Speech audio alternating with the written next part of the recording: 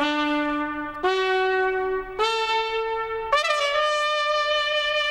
may have heard about a new book setting out a controversial school of thought on child rearing. Michelle Miller in Berkeley and Celia Hatton in Beijing have been considering its impact here and there. Michelle goes first. On a chilly San Francisco street this past week, people lined up to hear how a 5'1" 3/4" Yale Law School professor imposed her iron will on her daughters. This book is not a research project. It's a memoir about a lot of my mistakes, it's more like a don't try this at home as opposed to a how-to guide, But critics say Amy Chua's battle hymn of the Tiger Mother is a how-to guide to extreme parenting, that only the best is good enough. And that means no play dates, no computer games, no goofing off. You really struck a nerve. Did you expect it? No, I didn't.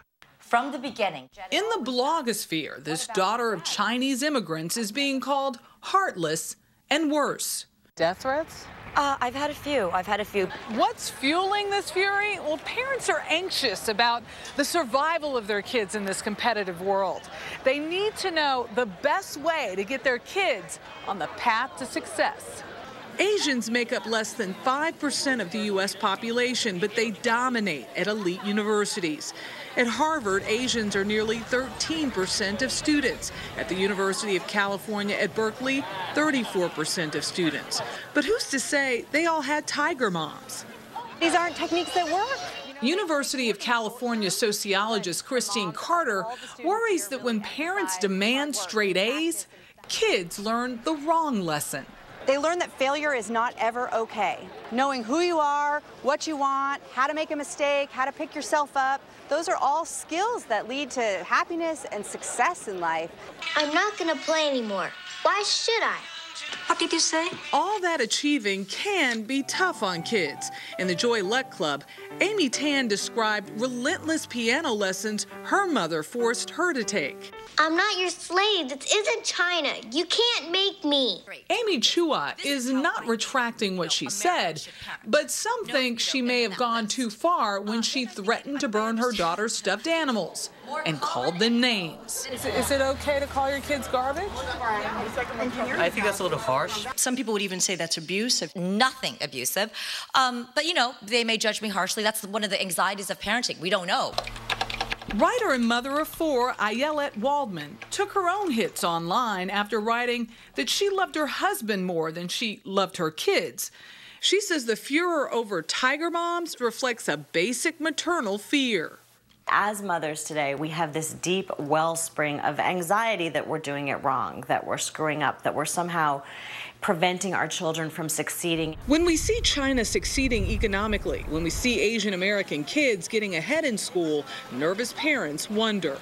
Because we're so afraid all the time, we are looking for ways to make ourselves feel better. And the best way, the easiest way to feel better is to find the mother that you can identify as the bad mother. How mad can anybody be about somebody's memoir? It's just my life, The answer is plenty mad. But consider her kids.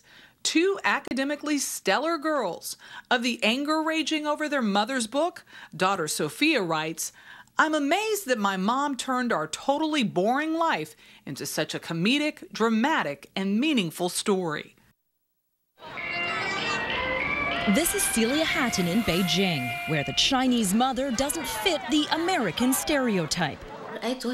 Wang Li and her 10-year-old daughter Chen Chen are inseparable. Whether they're sharing a musical moment or holding hands on the ice.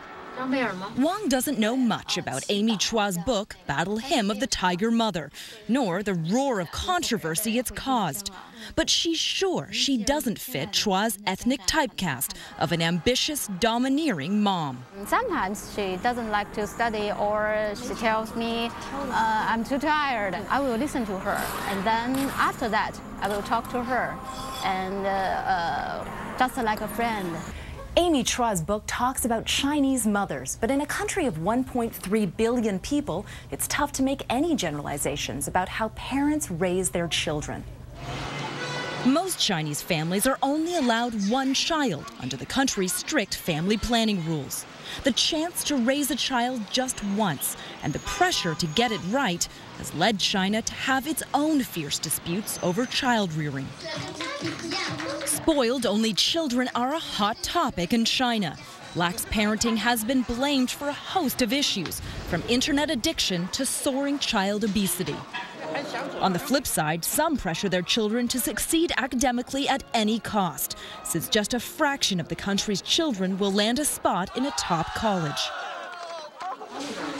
Chinese schools have long relied on rote learning and memorization. But many moms and dads are now questioning that. They want to ensure their kids enjoy a relaxed childhood. I won't force my son to do what I want him to do, stay-at-home mom Wang Hui explains. I hope he'll be grown up enough to make his own decisions. As China's astrological Year of the Tiger draws to a close, many here hope the myth of China's fierce tiger mothers will too.